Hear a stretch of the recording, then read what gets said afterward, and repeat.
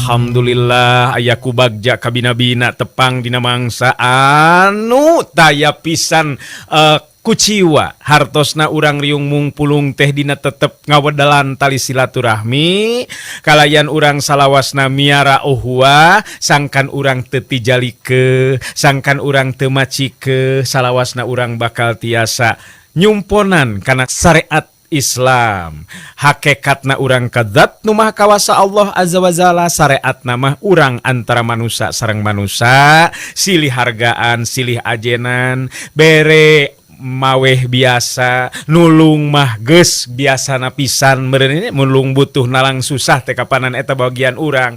Nah numawi dina sonten dina enjing dina siang urang salawasna munajat ka zat nu maha kawasa sangkan urang salawasna aya dina pangjaring pangriksa mantena. Mangga ayeuna wakepoh waktosna midangkeun carita nu katunda kamari neraskeun si Rawing Kiwari. Ki Jaro, coba nyarita make kasopanan saeutik. Bet kawas menta anak hayam we. Rasati adina si keling memang aina aya, malah keur saretibra. Ngan andi kaulah coba-coba ngalaksanakeun anu eta pamaksudan secara paksa. Sabab kuring tangtu moal cicing, ingetkeun, anjeun anu ngamimitian sangkan diri kuring ngalawan ka andi kalimaan. Marlan ngareret ka Acang. Ejeng dua baturna mere isarah ku paneteupna sangkan tiluanana tatan-tatan. Malah kawilang untung oge nu tiluan teh sok rajeun latihan ilmu silat jeung dirina hartina teu polos-polos teuing dina mangsana metakeun pakarang seukeut jeung nying hareupan jalma nu garang. Tiluanana katingali ngabagi diri aya di satukangeun Marlan ningali eta kayaan Ki Jaro ngalanggak seuri sabab ku ukuran manehanana mah Marlan jeung tilu baturna moal make kudu meyakeun waktu lila dina ngarubuhkeunana. Marlan montong gede hati lamun teu hayang jadi bangke. Montong gede hati rek lawan deuleu bisi ngalayang jiwa sia koplok. Leuwih hati tedunan karep jeung kahayang dewek dina waktu ayeuna. Ganca gadikeun Istri Santi. Kadiekeun anakna si Rawing adina si Geling. Marlan harita gancang sadar kayaan kaributan atawa petelak ngadu kakuatan geus moal bisa disingkahan deui. Serepet kurilap Marlan harita mesat bedogna. Tetepan Marlan dibagi-bagi lain baik ka Ki Jaro tapi opat anggota karaman anu sejena anu geus kungsi di Bandungan kagarangan jeung ka kejemanana dina ngayakeun tinakan kajalma lian. Ki Jaro oge anjeun opatan anak buah si Gempar diri kuring sanajan nya geus kolot moal make kudu nguyang tanaga kanulian atawa menta ampuh memetaru. Baris dibikeun sarta dipasrahkeun anu ngaran Rasanti adina si Geling. Obama diri kuring geus ngajeler jadi bangke. Si Acang ayo tatan-tatan urang sing ngarepan ieu jalma anggota karaman teh. Marlan harita mere parentah ka Acang jeung dua baturna anu harita keneh terus pada marsat bedogna masing-masing. Serepet kurilap kurilap. Opat anggota karaman Gempar karoban oge ting kurilap marsat bedogna. Salah saurang di antarana katingali mun cereng ka Acang bari lempang ka gigir Ki Jaro bari nyarita. Gede hate si lain tiluan rek ngalawan. Hartina si lain dina peuting ieu kapaksak dikojoran ku dewe. Ingetkeun euy anggota Gempar karoban moal mere ampun ka jalma anu coba-coba pikeun ngalawan. Marlan ngareret ka Acang jeung dua baturna terus nyarita mereka tetegan hate sarta tetep kahudang kawaninan teu nepikeun kasieun ku ancaman jeung sikep lawan. Tenang ya Cang, urang opatan teu kudu sieun mangsa ning hareupan ieu 5 jalma. Jumlah urang cukup imbang akang nying hareupan 2 lawan. Marlan ngatur posisina sangkan bisa nying hareupan Ki Jaro jeung saurang anggota Gempar karoban anu jadi lawan sigana masurti kana kaayaan sabab pikeun Ki Jaro nya kitu dipikeun anggota Gempar karoban. Marlan kawilang nu paling onjoy dina hal ilmu silatna jelas kudu pangheulana dirubuhkeun. Ari Ki Jaro seuri bari ngabagi diri jeung salah saurang anggota karaman Gempar karoban ngan jelas Ki Jaro mah teu ngagunakeun pakarang estu lemor pinu keyakinan kana kamampuhan dirina. Bantrokan kekuatan geus teu bisa dihalangan deui ngan untung pakarangna atawa buruan imah teh memang mangrupa lahan anu rada lega jeung laluas sada puguh memang sok dipake tempat latihan ku si Rawing jeung anu sejena siga-sigana. Ayeuna waktuna jeung tempatna. Siap.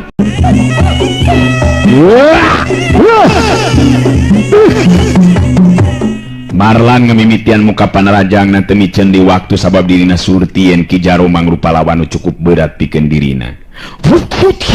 Bedog dina leungeun Marlan harita kabilang cepet gerakanana ngarah kana beuheung jeung dadana Ki Jaro. Tapi Ki Jaro memang geus waspada ti anggalna harita ngacorelat cirimna kagigireun badan lawan, sedengkeun salah saurang anggota karaman nu jadi lawan Marlan nyabetkeun bedogna kana beuteung. Kapaksa Marlan mundur ka tukang bari nakis ku bedogna. Terang bedog diadu. Katingali anggota gempar karoban nyengir lantaran dampaleungeun asa nyeri jeung sing sireumeuun. Da pugu Marlan sanajan geus kolot tapi masih keneh nyidem kakuatan tenaga lapisan. Acang jeung dua batur nanying hareupan lawan saurang lawan ngan jelas kagarangan jeung pengalaman anggota gempar karoban dina hal patalak ngadu jiwa leuwih meunang. Teu matak aneh lamun dina sababaraha kali geprakan geus katingali pihak gempar karoban meunang angin ngan aya untungna Acang jeung dua baturna kungsi perajenan diajar ilmu silat ka Marlan salila ieu. Tiluanana masih keneh bisa ngajaga dirina ulah nepikeun ka jadi korban pakarang lawan. Ai Marlan anu terus muka panerajang ngarahkeun sasaranana ka Ki Jaro. Tapi lawan anu saurang deui teu waleh ngagokan sedengkeun Ki Jaro sorangan mibanda ajen tahapan ilmu silat anu memang disaluhureun tahapan ajen pangarti Marlan. Hal ieu bisa karasa ku Marlan satia panarajangna teu waleh bisa disingkahan ku Ki Jaro. Bari harita mulat meulitkeun bedogna, Marlan tapis oge dina nggon ninging hareupan lawan-lawana. Bedog dina leungeun Marlan harita geus metade nyabet ngarah kana beuteung Ki Jaro. Tapi da memang Ki Jaro mah memang hebat ngan ukur ngagulirkeun awakna saeutik harita geus bisa ngaleupaskeun diri tina panarajang lawan. Anak buah Ki Jembros harita nyabetkeun bedogna ngarah kana tonggong Marlan. Ai Marlan harita kapaksa ngabalikeun bedogna ngarah kana tonggong batur deui anu harita ejeung manehna keur tarung ragotna keranan. Harita nakis-nakiskeun bedog terang bareng jeung bantrokan bedog harita Ki Jaro ngasupkeun peupeuhanana. Keuna pisan kana puceuli Marlan. Ceprot. Tolonjong Marlan nolonjong ka hareup gancang mancukeun tangtunganana. Sangkan ulah nepikeun karubuh nyungkur nang kuban. Marlan gancang saya gadai diri. Ki Jaro harita ngalengak seuri semunga hina anu jadi lawan. Ayo rek kumaha ayeuna si laing Marlan? Kekorek ngalawan. Sakedeung deui mah dada si laing bakal burak-rakan. Montong sombong Ki Jaro. Urang buktikeun ye. Urang buktikeun heula saha nu bakal ngalayang jiwa di panempatan. Uring tacan rumah saele satungtung nyawa masih kene aya dina badan. Gede hate mane Marlan, hayu maju deui. Lamun nya boga karep pikeun ngadu jiwa. Marlan harita maju dina rajang ulin bedog tina ilmu silat badak putih, warisan guruna nyatana Ki Wikarta bapana si Rawing bener-bener diketrukeun sapinuhna. Tapi Ki Jaro memang geus bisa ngukur nepikeun ka mana ajen tahapan pangarti nu jadi lawan. Dina hiji kasempetan runtuyan 3 kali tenggelan Ki Jaro ngagedor kana dada iga burung jeung gadona Marlan ngajadikeun Marlan ngajengkang ka tukang leungit kasaimbangan badana. Tiwak jedak jebrot cengkang.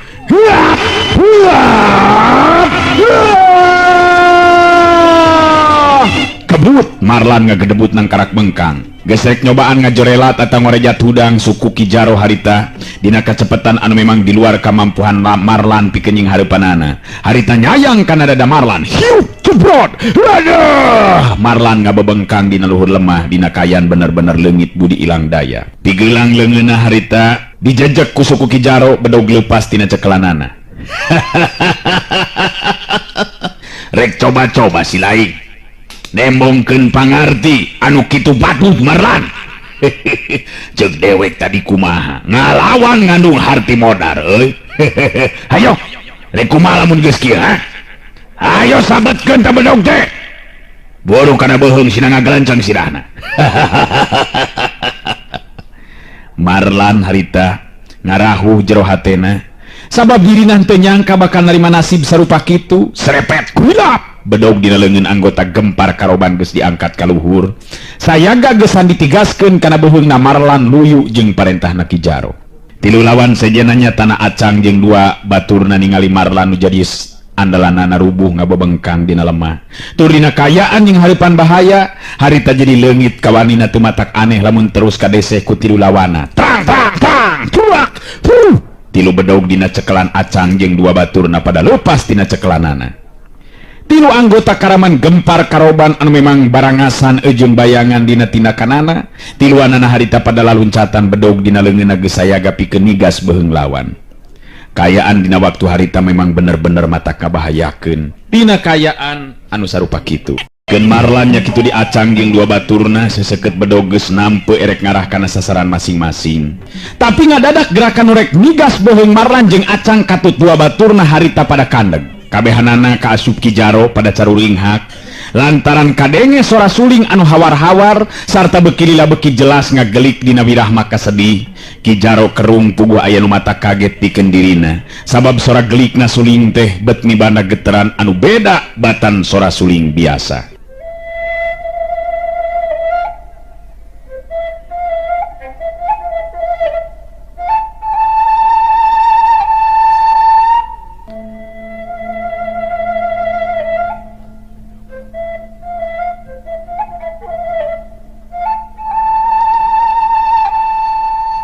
Ari Ki Jaro kerung da puguh anu mata kaget pikeun dirina sabab sora gelikna suling teh bet mibanda geteran anu beda batan sora suling biasa.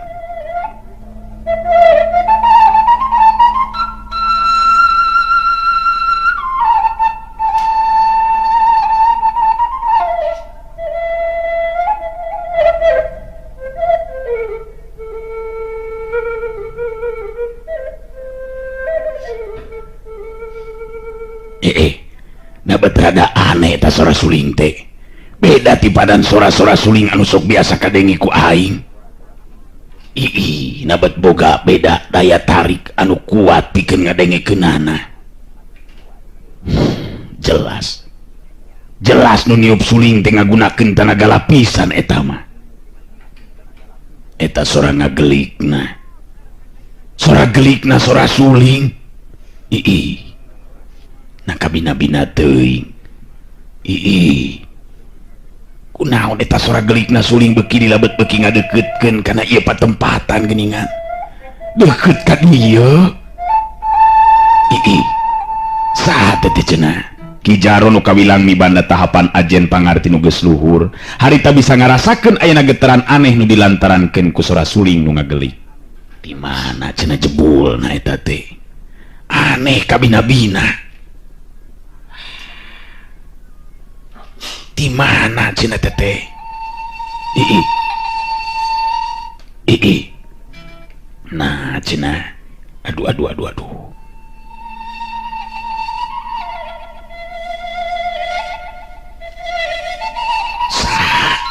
Sanyut nah.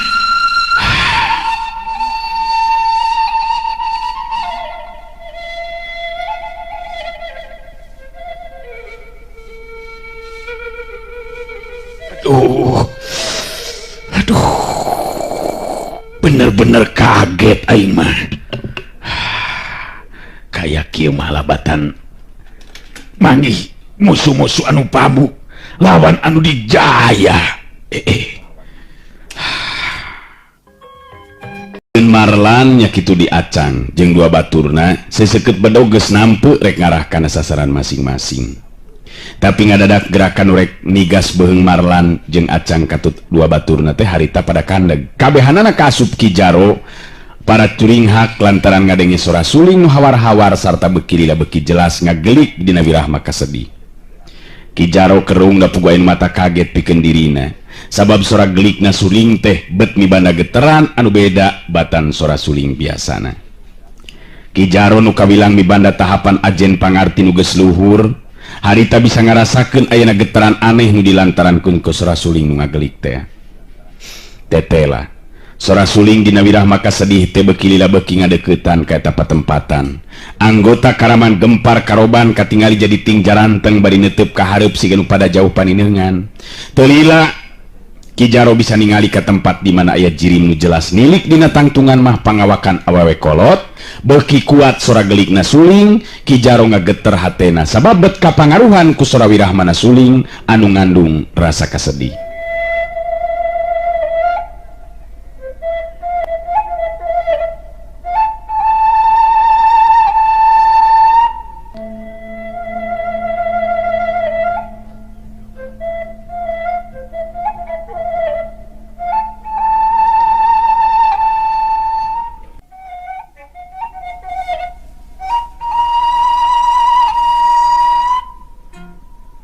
Kakuatan sora suling dina wirah maka sedih teu mimiti karasa.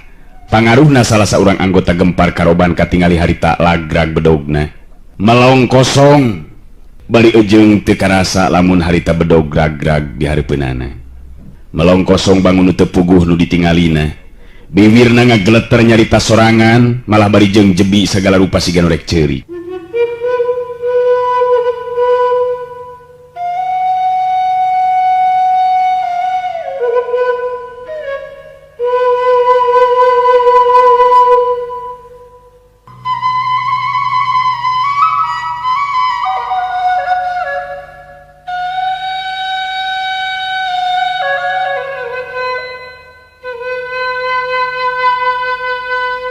Diinget ka pamajikan jeung jadi anak bakeur naon ayeuna nya. Mangkani kamari teges pasea jeung pamajikan malah ditampiling segala rupa. Sedih, bet jadi sedih hate. Boha-boha pamajikan teh.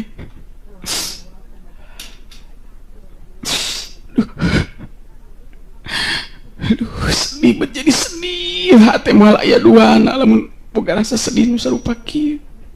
Dosa aing ka anak jeung pamajikan. Sedih hati aing teh. Sedih ka bina-bina.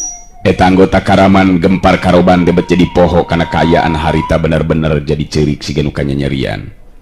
Nu sejenna oge jadi sarua dikabawakeun salah saurang baturna ti anggota gempar karoban nyampeurkeun bari jebil walowe terus nyarita di barung jeung Remai Cimata. Kunaon bet sedih kieu euy. Dewek inget ka pamajikan anu kerep gede boteung euy. Kamari ditalapung kamari inget enak bet asa dosa euy. Mangkaning beberoyeungan deui Nyai hampura akang.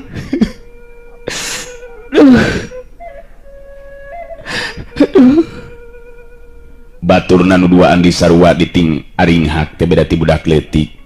Malah Marlan jeung Acang katutua batur oge sarua ting kulisi karudang. Bet kabawak wirah mah sedih tina gelikna suling anu beuki lila beuki kuat pangaruhna. Ampun. Jadi kieu euy.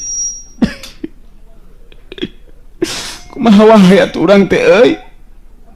Narik terus-terusan baik kikieuan.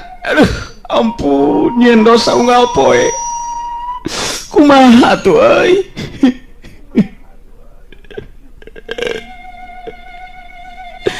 Kumaha tuh.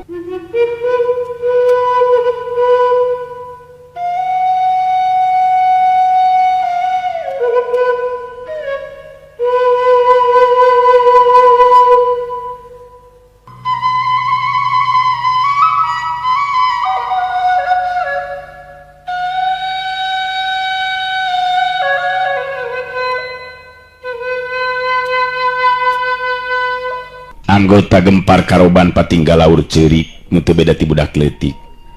Rupa-rupa carita anangan anu jelas ngagambarkeun rasa kasedih hatena. Ngan Ki Jaro nu katingali masih kene bisa tahan teh. Awakna ngageter beungeut na kesangan. Nahan geter kakuatan anu teu katingali nu puguh sareatna mah ngan ukur sora gelikna suling dina wirah maka sedih. Tapi tetela lir upama ngandung kakuatan pangbetot sukma nu daek teu daek. Satiap anu ngadengikeun sora gelikna eta suling bakal ngarasa sedih jeung nalangsa nu lain di kieuna. Gelikna sora suling jadi robah sanajan tetep dina wirah maka sedih. Nganu matak aneh teh Marlan jeung tilu batur nama jadi teu kapangaruhan ku eta sora suling. Ki Jaro aya manusa sambat bari geus teu era deui ceurik dibarengan ku nyarita. Sedengkeun opat anggota karaman gempar karoban anu sejenna geus careurik bari nyagruk nyuuh dina luhur taneuh beuki kuat sora gelikna suling mangaruhan jiwana.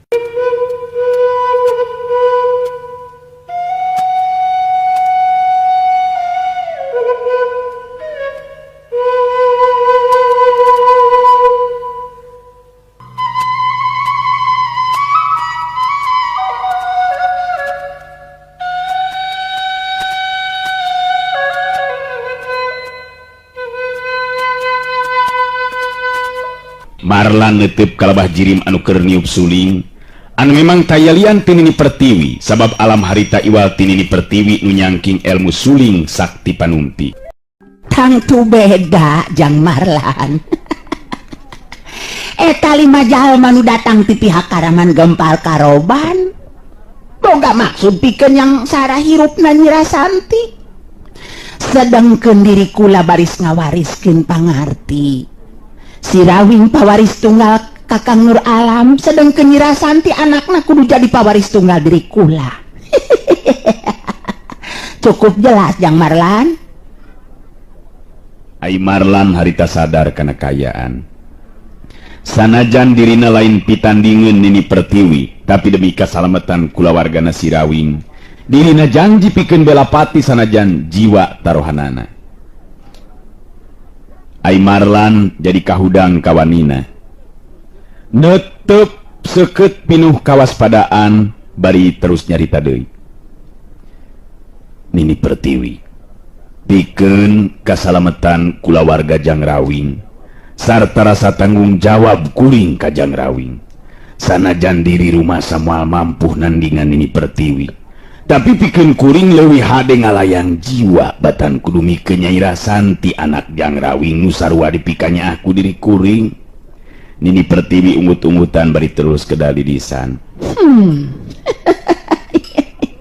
Hebat, alus jeung memang sakuduna kitu sikep Andika Jang Marlan. Tapi lamun ditujukeun ka diri kula tangtu be eta sikep teh jadi salah surupan. Lamun kitu mah tetep teu percaya kana maksud hade kula. Kuring nandeskeun sakali deui Nini pertiwi. Lain kuring cangcaya atawa teu percaya ka salira. Ngan ieu geus jadi tanggung jawab kuring dina ngajaga ngariksa kulawargana Jang Rawing. Jadi tetep kuring teu bisa nedunan kana kahayang Nini dina waktu ayeuna. Marlan tetep dina sikep jeung pamadeganana. Tilu batur Marlan oge jadi sayaga diri tiluanana pada sadar sanajan nilik dina syariat Nini pertiwi teh pangawak awewe nu geus cetuk huis. Tapi tadi geus ka Bandungan kapan kumaha ajen wawasena mangsa ngalumpuhkeun 5 anggota Karaman Gempar Karoban. Tetela ngan ukur kusora gelikna suling bungkul pada rubuh dina kayaan pada ngalumar kasedih kawilang ilmu aheng anu teu sagawayah jago bisa mibanda ilmu seperti kitu. Nini pertiwi ngabagi paneteupna ka Marlan jeung tilu baturna. Dina kaayaan tetep seuri harita katingali Nini pertiwi ngalengkah kagigir saeutik bari terus nyarita deui. Nyata upama kitu mah anjeun teu beunang dijelemakeun Jang Marlan. Anak kitu mah anu asli dipulang sengit nu nyaah dipulang moha nya kuring boga maksud anu hade tapi Andika kalah ka teu percaya. Awas ye. Nini pertiwi ngalakukeun gerakan anu bener-bener di luar dugaan jeung kamampuhan Marlan katu tilu baturna. Sabab harita nyaho-nyaho ramo leungeunna Nini pertiwi ngabagi tenggelan kena pisan kana urat-urat penting dina beuheung jeung punukna Marlan katu tilu baturna. Kacepetan gerak Nini pertiwi bener-bener teu bisa dikaimbangan jeung katuturkeun ku Marlan katu tilu baturna. Balukarna opatana harita katingali ting jaranteng nangtung teu beda ti arca. Plak plak plak. Meh bareng opatana tinggal ro bari nahan kanyeri. Kituna teh bari ejeung teu bisa gerak jegreg we teu beda ti arca hiru. Nini pertiwi seuri bari neuteub seukeut ka Marlan jeung tilu baturna terus nyarita deui.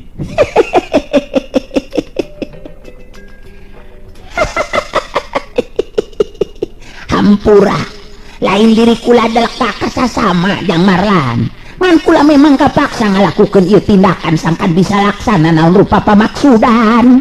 Ke pamaparang aya Jang Rawing mulang bejakeun be nya.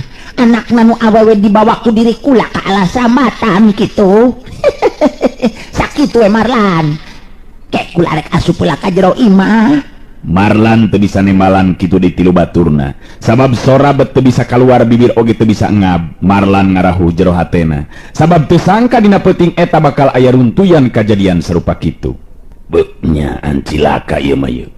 Diri aing teu bisa walakaya bet teu beda ti arca. Teu bisa gerak naon-naon ieu mah yeuh tada teuing be amekna Jang Rawing upama engke parang balik Nyai Rasanti nepikeun ka teu kasampak aya. ambe kumaha bae petana atuh ari geus kieu ye. Memang bener nini pertiwi kawilang jalma nu dipinunjul ilmu nangan tetep diri aing salempang nah bener kitu rek ngangkat muridna teh. Atawa ngan sakadar dalih hungkul anu dina kanyataanna nama boga maksud-maksud nu sejena deui. Duh, hampura emang